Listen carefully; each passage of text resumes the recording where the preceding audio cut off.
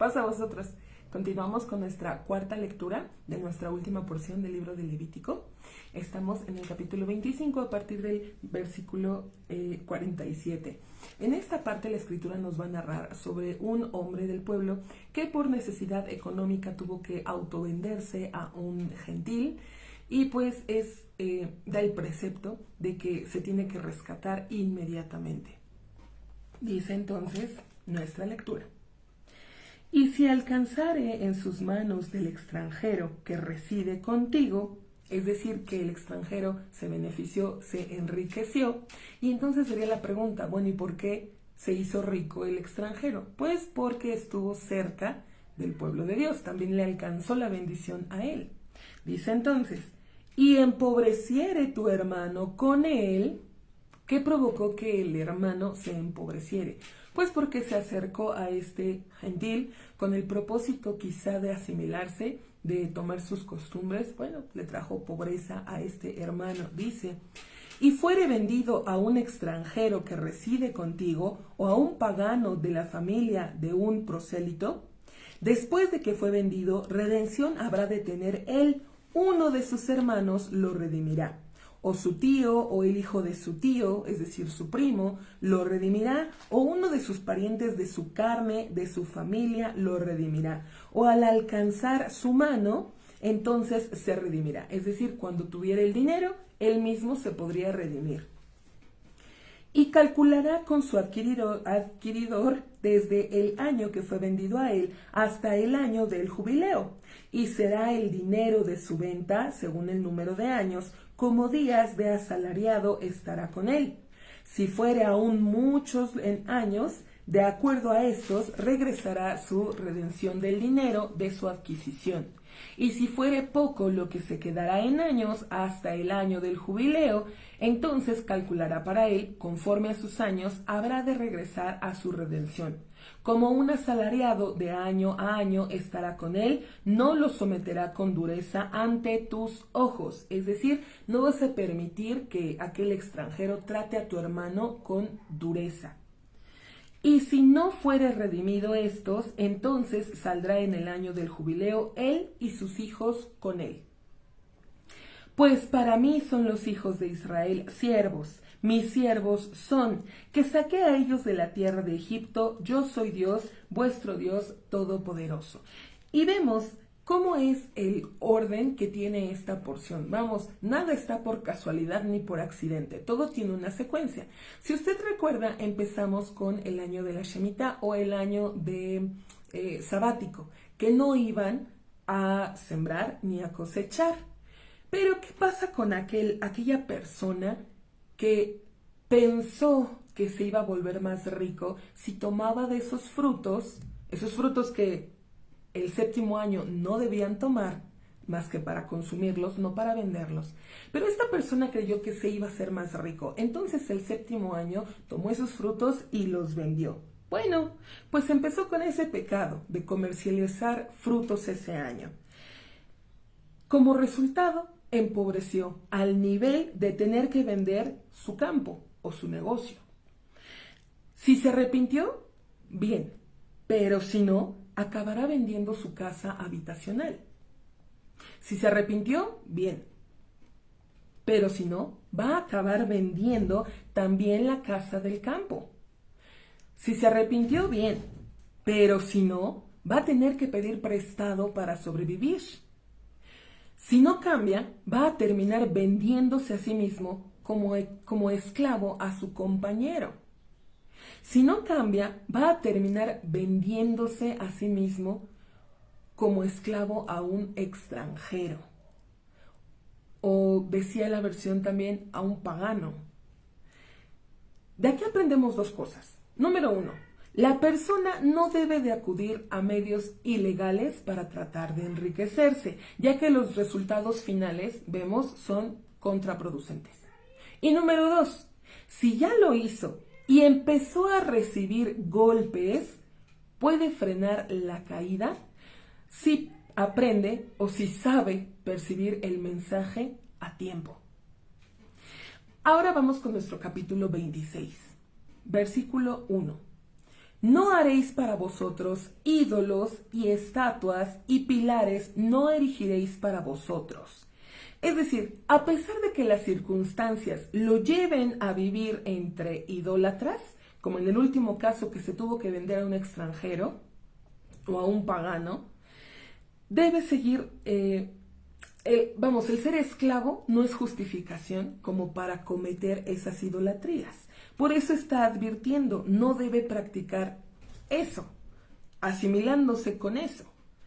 Continúa el verso.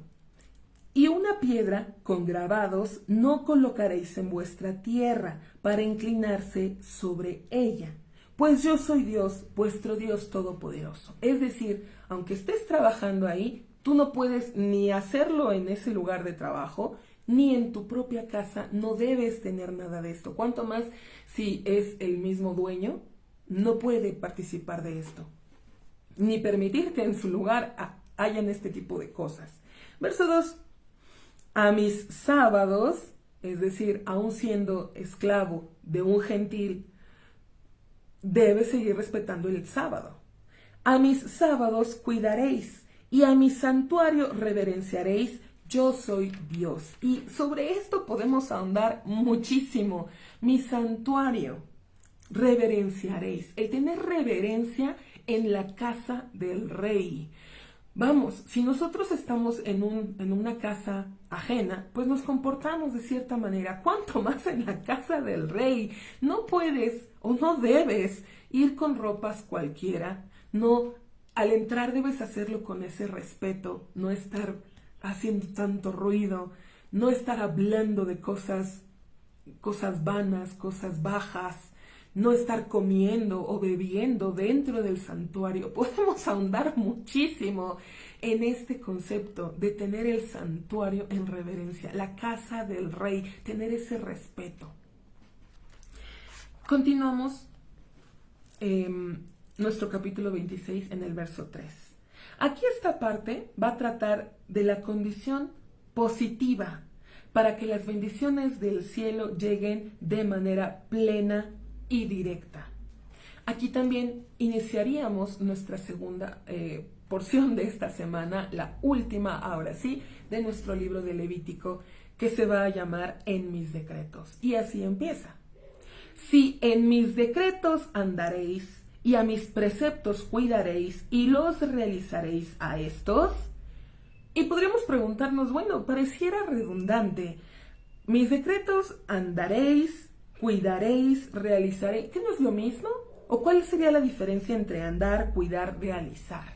Vamos a aprender que al decir andar en mis preceptos, se refiere a la parte intelectual, lo que es profundizar en el estudio de la palabra de Dios. De aquí vemos que la base de toda bendición económica, social, incluso política, se origina en el estudio de la palabra de nuestro Dios. Cuanto más estudio existe, más bendición llega. La raíz de todas las desgracias es el resultado de la ignorancia, de la falta de estudio. Ahora, cuando se refiere a mis preceptos, cuidaréis, es decir, se debe estudiar la palabra de Dios con la intención de obtener la superación personal que proviene del cumplimiento de los preceptos. Y cuando dice realizaréis a estos, significa realizarlos sin ningún interés personal, sino, es la voluntad de Dios. Si Dios lo está dictaminando, seguramente es la conducta correcta, lo más adecuado. Verso 4. Entonces concederé vuestras lluvias en sus tiempos. ¿Qué significa estas lluvias en sus tiempos? Entendemos que va a llegar en el momento adecuado para los sembradíos y sin perjudicar a las personas. A eso se refiere. Dice, y dará la tierra su producto, y el árbol del campo dará su fruto. Y alcanzará para vosotros la trilla hasta la vendimia, y la vendimia alcanzará hasta la siembra. Es decir, será tan abundante lo que vamos a recibir en el campo, que vas a estar haciendo una tarea, todavía no la terminas cuando ya tienes que hacer la otra, vas a estar haciendo la trilla cuando ya te tienes que apresurar a la cosecha y estás con la cosecha cuando ya tienes que estar haciendo la siembra. Tan abundante bendición se promete. Continúa el verso. Y comeréis vuestro pan para saciedad. Hemos visto esta bendición tan especial, el comer y saciarte. El tener la bendición de no preocuparte, no desesperarte por lo que vas a comer, sino que tienes lo suficiente y te sacias, te sientes satisfecho, incluso comiendo poco, te sientes satisfecho. Dice el verso, y habitaréis con seguridad en vuestra tierra. Es decir, vas a tener esa tranquilidad, porque cuando hay abundancia de alimento, no hay necesidad de estar buscando en otros lados. Ahora verso 6, esta parte, la escritura va a exponer estas bendiciones del tipo sociopolítico, como resultado de obedecer la palabra de Dios. Verso 6. Y pondré paz en la tierra, y os acostaréis. Porque uno se puede preguntar, bueno, hay alimento, hay bendición en esta parte, pero ¿de qué me sirve si estoy en guerra con el país vecino? Pues precisamente, la paz equivale a todo. Todo lo que posee el ser humano se desvanece cuando hay falta de paz. Por ello recomienda, pues, evitar pleitos y discusiones. Dios está asegurando que cumpliendo sus preceptos, sus leyes, vamos a tener paz con nuestro alrededor. Dice el verso, y no habrá quien os atemorice, y haré cesar bestias malas de la tierra, y espada no pasará por vuestra tierra. Es decir, ni siquiera de pasadita el enemigo no va a venir ni a atacarte, ni siquiera a hacer guerra con otro, no va a pasar por tu tierra. Dice el verso 7, y perseguiréis a vuestros enemigos y caerán ante vosotros por la espada. ¿Qué significa caerán ante vosotros? Que no va a haber necesidad de que ustedes peleen con ellos, de que los tengan que matar, porque a veces al matar, no a veces, siempre que se incurre en matar a otra persona, el espíritu se hace cruel. Entonces dice, ni siquiera vas a tener necesidad de esto. Entre ellos, entre tus mismos enemigos, van a caer solitos delante de ti. Verso 8, y este verso me encanta, dice, y perseguirán de vosotros 5 a 100. Y 100 de vosotros a 10,000 perseguirán, y caerán vuestros enemigos ante vosotros por la espada. Una proporción, vamos, si 5 persiguen a 100, es el 5%. Por lo tanto, si 100 es el 5%, les correspondería perseguir a 2,000. Pero dice que 100 van a perseguir a 10,000. Este cálculo es desproporcionado, porque entre más personas, el efecto aumenta de una manera no natural. Vemos cómo Dios brinda sus milagros de esta manera sobrenatural. Esto quiere decir, a mayor gente cumpliendo la palabra de Dios, es mayor la protección, es sobrenatural.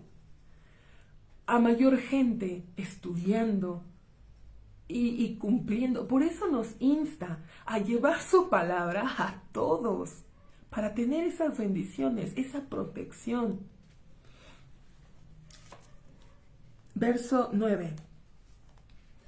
Y me dirigiré a vosotros, y os fructificaré a vosotros, y os multiplicaré a vosotros, y estableceré a mi pacto con vosotros. Es decir, voy a cumplir todo lo que estoy diciendo. Me dirigiré. Cuando dice me dirigiré, ¿de qué manera se va a dirigir? Con sus palabras, con su escritura, con lo que ya tenemos.